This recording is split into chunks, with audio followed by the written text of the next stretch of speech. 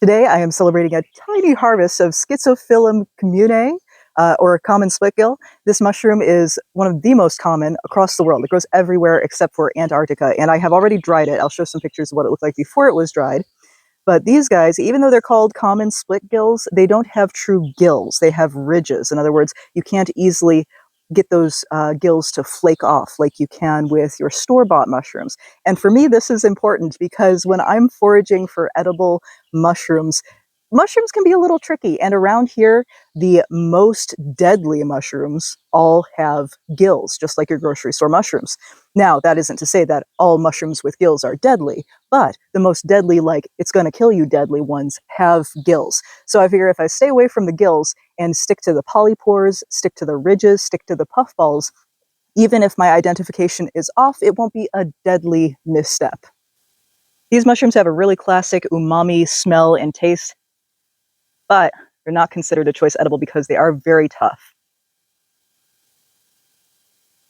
Tasty, but it's like really tough mushroom jerky. Of course, I do have them dried as well, but that is the first step in the preparation for making mushroom salt. Get your mushrooms dried thoroughly, identified well, dried thoroughly. Okay, so I've added my mushrooms and my pink Himalayan sea salt to this mortar and pestle, and we're just going to grind and crush it up. Now, if you've got a coffee grinder, if you've got a electric grinder, spice grinder, this is going to be way faster. I'm just a crazy person who loves to do things the old-fashioned way, just for funsies. So here we are. I'll speed this part up.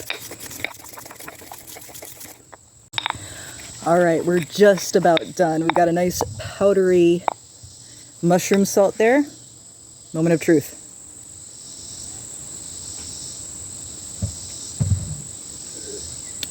That is good.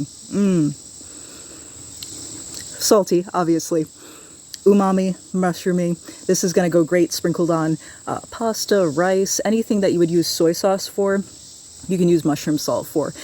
And if you're interested in how to use wild plants for food, medicine, and crafts, I wrote you a book. It's called Eco-Punk Foraging, How to Use Wild Plants for Food, Medicine, and Crafts by Melanie Weird. That's me.